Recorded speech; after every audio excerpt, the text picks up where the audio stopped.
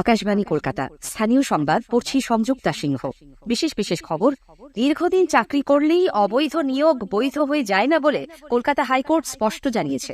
সন্দেশখালীতে হামলার ঘটনায় অভিযুক্ত শেখ শাহজাহান আইনজীবী মারফত হাইকোর্টের দ্বারস্থ হয়েছেন।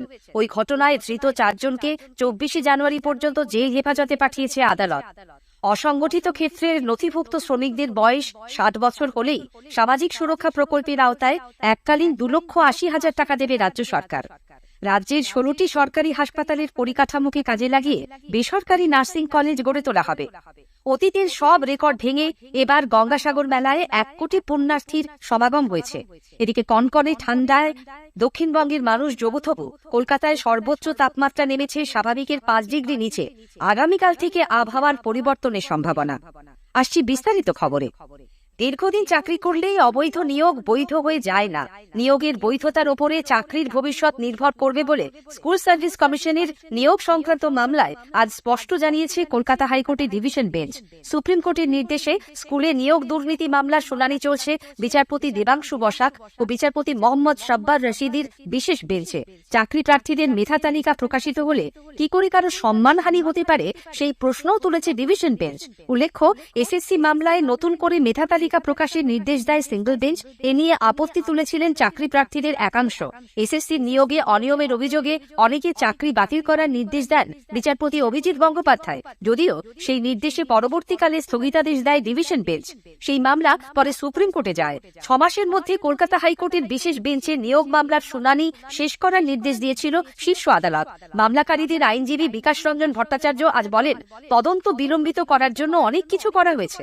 পাল্টা সরকারের পক্ষে আইনজীবী কল্যাণ বন্দ্যোপাধ্যায় বলেন, কেউ কোথাও ঘুষ দিয়ে বা নিয়ে থাকলেও সবাই খারাপ নয়, ভালো খারাপের বিভাজন করা হোক।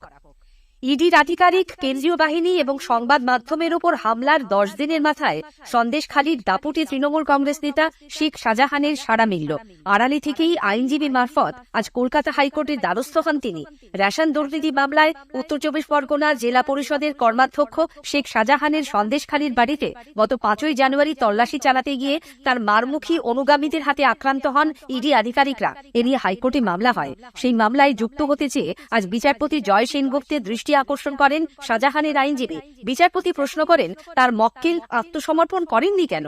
জবাবে শাহজাহানের আইনজীবী বলেন, ইডির অভিযান সঠিক ছিল না। বিচারপতি তখন বলেন, তাহলেও ইডির সঙ্গে সহযোগিতা করা উচিত। আগামীকাল মামলার পরবর্তী শুনানি। এদিকে শেখ শাহজাহানের বাড়িতে তল্লাশি চালাতে গিয়ে ইডির আধিকারিকদের আক্রান্ত হবার ঘটনায় ধৃত 4 জনকে বসিরহাট আদালত 24 জানুয়ারি পর্যন্ত জেল হেফাজতে পাঠিয়েছে। পুলিশ তাদের হেফাজতে নেওয়ার আবেদন না জানানোয় আলী হোসেন ঘরামি, সঞ্জয় মণ্ডল, মেহেবুর মোল্লা ও সুকুমার সর্দারের জেল হেফাজত হয়। পুলিশের হেফাজতে না চাওয়া নিয়েও প্রশ্ন উঠেছে বিভিন্ন মহলে। রেশন দুর্নীতি তদন্তে ইডি আজ কলকাতার একাধিক জায়গায় তল্লাশি চালাচ্ছে। এই দুর্নীতি মামলায় ধৃত উত্তর দমদম পৌরসভার প্রাক্তন প্রধান তৃণমূল কংগ্রেস কাউন্সিলর শঙ্কর আঢ্যের চার্টার্ড অ্যাকাউন্টেন্ট অরবিন্দ সিংহের সল্টলেকের সেক্টর 5 অফিসে এবং ধর্মতলায় শঙ্কর আঢ্যের অফিসে যায় ইডির দল। শঙ্কর আঢ্যের অফিসটি আগে সিল করে দেওয়া হয়েছিল। সেই সিল খুলে তল্লাশি চালান তদন্তকারীরা। বাইরে মোতায়েন ছিল কেন্দ্রীয় বাহিনী। শঙ্করের বিদেশি মুদ্রা কেনা বেচার বেশ কয়েকটি সংস্থা রয়েছে বলে খবর। কলকাতার কলিন স্ট্রিট ও মার্কুই স্ট্রিটে এরকমই 2টি সংস্থায় হানা দেয় ইডি।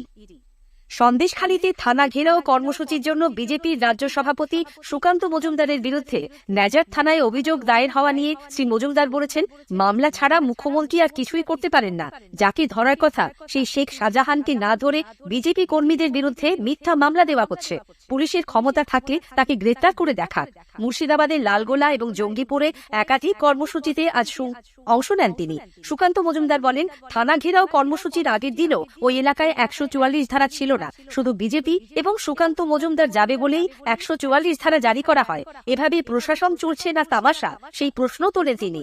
তিনি বলেন, কেন তিনি কখনোই জামিন নেবেন না। পুলিশের ক্ষমতা থাকলে তাকে গ্রেপ্তার করে দেখাক। শেখ শাহজাহান কবে ধরা পড়বে সে বিষয়ে প্রশ্নের উত্তরে বিজেপির রাজ্য সভাপতি বলেন, শাহজাহান কবে ধরা পড়বে তার তো নির্ভর করছে রাজ্য পুলিশের উপরে, কারণ রাজ্য পুলিশের হাতেই দায়িত্ব। এবার যদি রাজ্য সরকার না পারে, পরবর্তী সময় স্বাভাবিকভাবে হোম মিনিস্ট্রিকে হস্তক্ষেপ করতে হবে, ভারতবর্ষের হোম মিনিস্ট্রিকে। আর তৃণমূল কংগ্রেসের নেতা শাহজাহান থেকে শুরু করে শাহজাহানের ভাইজান এবং অন্যান্যরা যেন মাথায় রাখে, এবং দিদি যান বিশেষ করে, যে হোম মিনিস্টারের নাম কিন্তু অমিত শাহ। সে যদি হাত বাড়ায়, গর্তের ভেতর থেকে টুটি চেপে তুলে আনবে। স্থানীয় সংবাদ শুনছেন আকাশবাণী কলকাতা কেন্দ্র থেকে। অসংগঠিত ক্ষেত্রের নথিভুক্ত শ্রমিকদের বয়স 60 বছর হলেই সামাজিক সুরক্ষা প্রকল্পের আওতায় রাজ্য সরকার এককালীন 2,80,000 টাকা দেবে। শ্রমমন্ত্রী মলয় ঘটক জানিয়েছেন, এ পর্যন্ত সামাজিক সুরক্ষা খাতে শ্রমিকদের জন্য রাজ্য সরকারের খরচ হয়েছে 2,347 কোটি টাকা। 2011 থেকে এ পর্যন্ত 1,65,00,000 অসংগঠিত শ্রমিকের নাম নথিভুক্ত হয়েছে। উল্লেখ্য, রাজ্য জুড়ে গতকাল শুরু হয়েছে শ্রমিক মেলা, চলবে 31 জানুয়ারি পর্যন্ত। প্রশিক্ষিত নার্সের সংখ্যা বাড়াতেই রাজ্য সরকার 16টি সরকারি হাসপাতালের পরিকাঠামোকে কাজে লাগিয়ে বেসরকারি নার্সিং ট্রেনিং কলেজ গড়ে তোলার সিদ্ধান্ত নিয়েছে।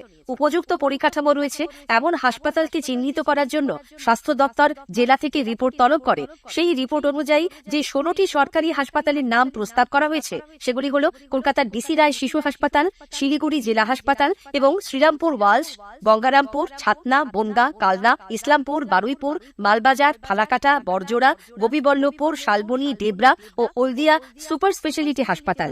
এই হাসপাতালগুলিতে নার্সিং ট্রেনিং কলেজ গড়ে তোলার জন্য আগ্রহী বেসরকারি সংস্থার কাছ থেকে দরপত্র আহ্বানের প্রক্রিয়া শুরু হবে আগামী 24 জানুয়ারি। তার আগে 18 জানুয়ারি আগ্রহী সংস্থাগুলিকে স্বাস্থ্য ভবনে আলোচনার জন্য ডাকা হয়েছে। কর্মীবর্গ ও প্রশাসনিক সংস্কার দপ্তরের নতুন সচিব হলেন জগদীশ প্রসাদ মীনা। 2004 সালের এই আইএএস আধিকারিক এখন থেকে সংশোধনাগার প্রশাসনের অতিরিক্ত দায়িত্বও সামলাবেন। বকেয়া মহার্ঘ ভাতা মেটানোর দাবিতে আন্দোলনরত সংগ্রামী যৌথ মঞ্চ 19 জানুয়ারি কলকাতায় মহামিছিলের ডাক দিয়েছে।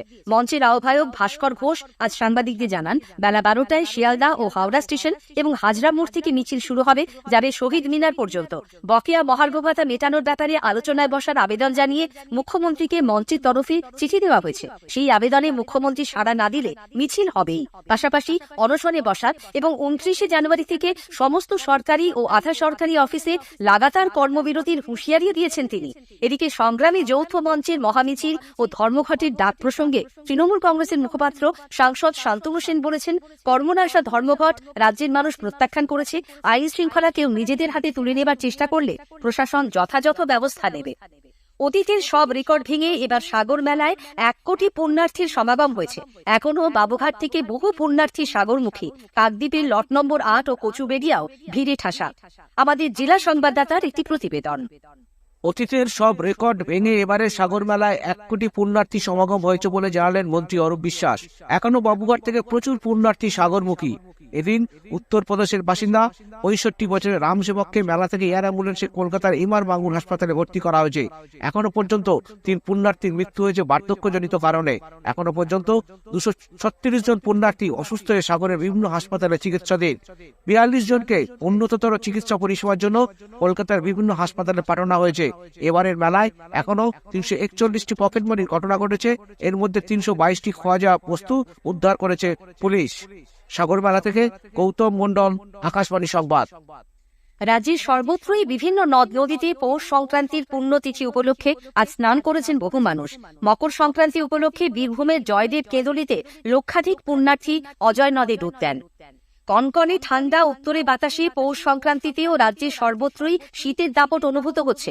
কলকাতায় আজ সর্বনিম্ন তাপমাত্রা সামান্য বেড়ে 13.9 ডিগ্রি সেলসিয়াস হলেও সর্বোচ্চ তাপমাত্রা স্বাভাবিকের চেয়ে 5 ডিগ্রি নেমে দাঁড়িয়েছে 20.2 ডিগ্রি সেলসিয়াসে। আগামীকাল থেকে আবহাওয়ার পরিবর্তনের সম্ভাবনা। আলিপুর আবহাওয়া দপ্তরের অধিকর্তা গণেশ দাস জানালেন, আগামীকাল হয়তো সাউথ 24 পরগনা এই মিদনাপুরে কোথাও খুব হালকা ধরনের বৃষ্টি হবে। তবে 17 তারিখ 18 তারিখ কোস্টাল জেলা ইনক্লুডিং কলকাতাতে চান্সেস রয়েছে যে সমস্ত জায়গায় কিন্তু সারাদিন ওভারকাস্ট আর তার সঙ্গে লাইট রেন এক্সপেক্টেড। পশ্চিমের জেলাগুলোতে চান্সেস রয়েছে যে বৃষ্টি খুব হালকা ধরনের হবে। নর্থ বেঙ্গলে একই, দার্জিলিং, কালিম্পং আজ কাল আমরা কিন্তু বৃষ্টি পাবো ওখানে লাইট রেন। আর পরশু থেকে কয়েকদিন ওখানে লাইট টু মডারেট রেন সব জেলাগুলোতে কিন্তু হবে। কানপুরের গ্রিন পার্ক স্টেডিয়ামে বাংলা ও উত্তরপ্রদেশের মধ্যে 4 দিনের রঞ্জি ট্রফি ক্রিকেট ম্যাচ অমীমাংসিতভাবে শেষ হয়েছে। স্থানীয় সংবাদ শেষ হলো।